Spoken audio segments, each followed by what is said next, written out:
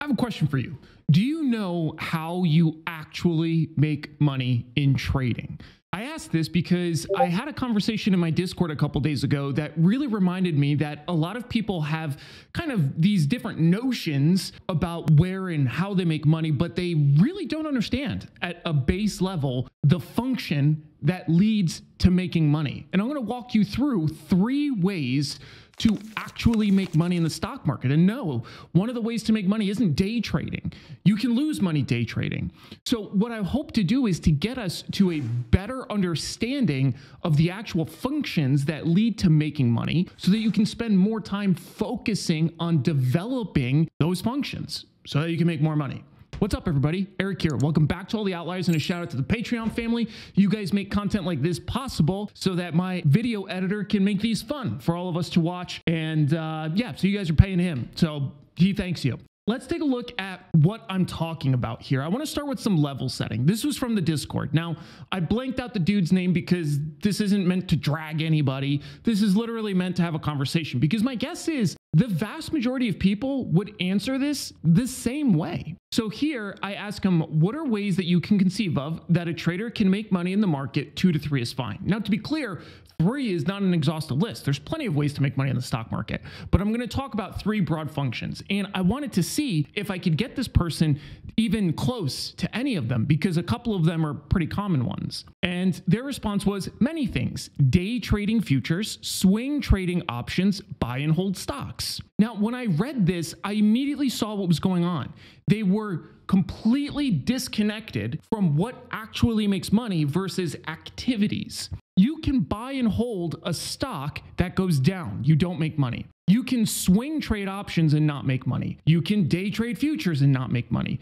These, the specific futures, options, stocks, those are just products. Buy and hold is a strategy. Swing trading is a type of strategy. Day trading is a type of strategy. None of those inherently lead to making money. So again, my hope is to get people to a closer understanding of what functions actually make money. Because in this example, if I were to ask this trader, how do you make more money? They might say, well, I need to day trade futures more. That probably actually is the worst thing they could possibly do. The worst idea I ever heard. But they view that as a way to make money. So let's get to the heart and soul of what's happening here. I ask, what are the actual functions that lead to making money? And they responded with trading, buy and sell, which is kind of reiterating this slightly different. And then I kind of pointed out what I just pointed out to you, that none of these essentially inherently lead to making money. Another thing I saw in the options subreddit was this. I've built together this option strategy. It seems to guarantee a profit. Let's just, completely pretend that guarantee at least was spelled correct in the context of talking about something that automatically makes a profit in options trading. Now, to be clear, if he was trading long box spreads in a European style cash settled index like SPX, technically that does guarantee a profit, but then the second sentence quickly tells us that's not what he's talking about. So anyways, the point being is this also doesn't guarantee anything. So what are some other commonly cited ways to make money in the stock market that are incorrect? Well, theta decay. That's not. You can lose money while you are gaining theta decay. So no, that's not one. Selling options and buying options. Neither of those inherently leads to profit. Being long gamma, that does not inherently lead to making profit. The point being is that these are all different measures of how things behave, or these are different strategies. These are different products, but this isn't how money is made. There's a giant disconnect for people between these two things. And I continue to beat this point to death because I think it is so important for traders to be able to clearly articulate simply how they're making money so that you can make more money. You can optimize whatever that thing is. But if we can't even identify the thing that we need to optimize, then what are we even doing here? So now let's talk about these 3 methods. The first one, direction. This is a really common approach to trading stocks, for example. You can look at something like the CanSlim method, where they create a system that's structured around very careful timing so that they can buy things at what they consider to be a low risk entry and then buy low, sell high.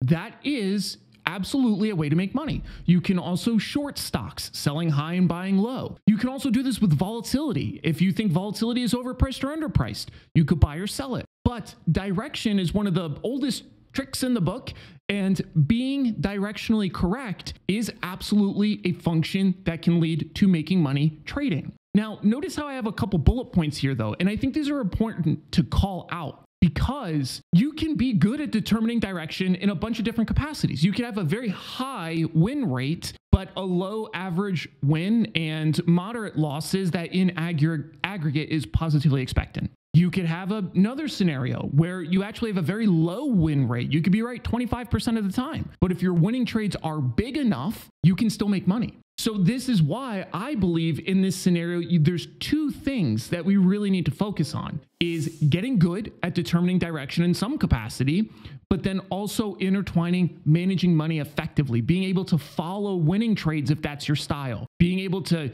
capture a certain win amount if you're trying to hit a higher win rate. But directional trading is a really common one. The next one we have is risk assumption. So this is kind of also known as structural alpha, and this is where we assume other people's risk. This is the very commonly cited risk premia in options trading. Now, there are other ways you can assume risk for people. There are other kinds of structural alpha, that just risk premiums is one of them. And this is essentially the force where if we take a look at SPY here, we go 29 days out, just picking an expiration, and we look at the 443 puts, let's look at the 445s. The 445s are a 34 delta. And those are trading for $3.84 for the 445s, 34 delta. Now, if we look at the corresponding 34 delta calls, same expiration, those are only trading for $2.97. So why is there an extra dollar essentially on these puts? That's put skew. That is structural alpha. This is showing us that the theoretical understanding of options pricing is not what happens in the markets, because people are willingly overpaying for puts. And that's for a bunch of different reasons. This is why things like this do exist, because a lot of the times when we talk about the stock market, we talk about it in the context of a theoretical vacuum where everything's perfect, everybody's a rational actor, but we know markets are not rational. And we also know that there are a lot of players that have a bunch of rules they have to follow. If you're a pension fund manager and you want to keep your job next quarter, you can't have big drawdowns. So they would rather overpay for downside protection so that they can keep their job and sacrifice some profit potential knowing that they're inefficiently buying that protection. They don't care. So this is a way for retail traders to make money, is you can assume that risk for other people. One example, this right here, selling cash secured puts. We know in general, there are variance risk premiums baked into put options because of put skew, and also implied volatility tends to be priced over realized volatility. So both of those put together can lead to a way to make money. So how can you make money doing this? Well, you have to study this idea of risk premia. Then you have to figure out how you want to capture it, and then you have to optimize it. But this is the second method. Let's take a look at a third method. We have inefficiencies. Now, this one's interesting because some here are more available to traders than others. So for example, something like mispricing. This could be a market maker turns on their quote machine and literally it has the wrong price. That is insanely improbable. It's not frequent at all. And your capacity, one, to spot it fast enough to then trade it is essentially zero. It's not impossible entirely, but it's so insanely unlikely. There are literally algos that are looking for stuff like that. And if you think about really these kind of two styles of trading, assuming risk or looking for structural alpha or looking for inefficiencies, you're kind of providing a service in all of these circumstances. Because here, the service you're providing is taking somebody else's risk. Here, let's say if you could catch one of these mispricings, you are then normalizing prices to what they should be in a set marketplace. Then there's things like cross-exchange arbitrage. This is where you find something on one exchange that might be trading expensive and you sell it and you buy it on another exchange where it's trading cheaply.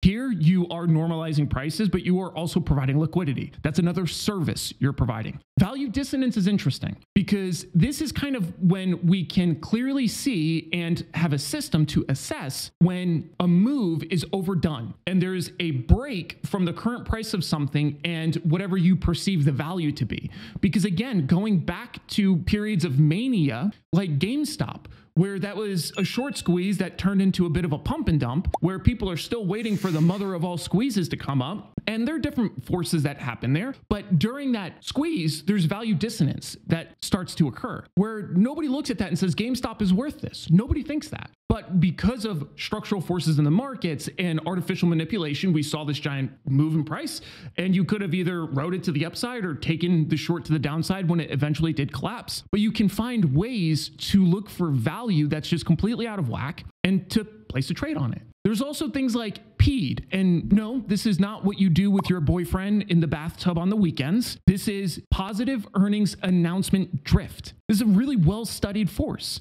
where after an earnings release, if something has a really great release and a giant beat to the upside, there's certain parameters that have to be met.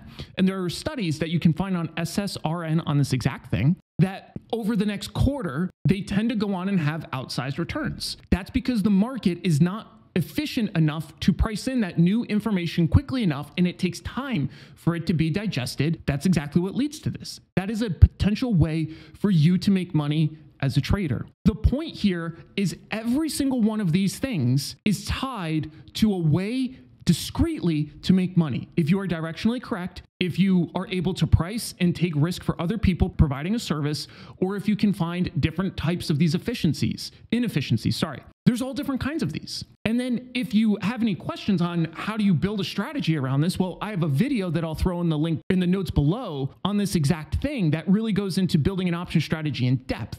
However, this is the general flow that you're going to take. So let's say that your profit mechanism is being directionally correct. Your hypothesis is one of two things, one of three things. You could pick whatever your hypothesis is, but let's just say your hypothesis is that you can use technical analysis, whatever indicators you choose, to be correct 51% of the time. That would lead to a profitable outcome provided that you manage your money effectively. So then you can test that hypothesis. You can test those tools. You can test your money management. You can test other tools, other management, other alternatives to see what actually works best. Then you figure out which one of those combinations offers the greatest opportunity. Then you can live test that, track the results, and optimize. None of this is easy. Trading is not supposed to be easy. That's why there's an opportunity here. The barrier to entry is so low, anybody can start. Imagine if it was so easy to make money. No, there would be nothing left to pick up off the ground. You have to look in the difficult places. You have to spend the time thinking through these things so that you can outsmart other participants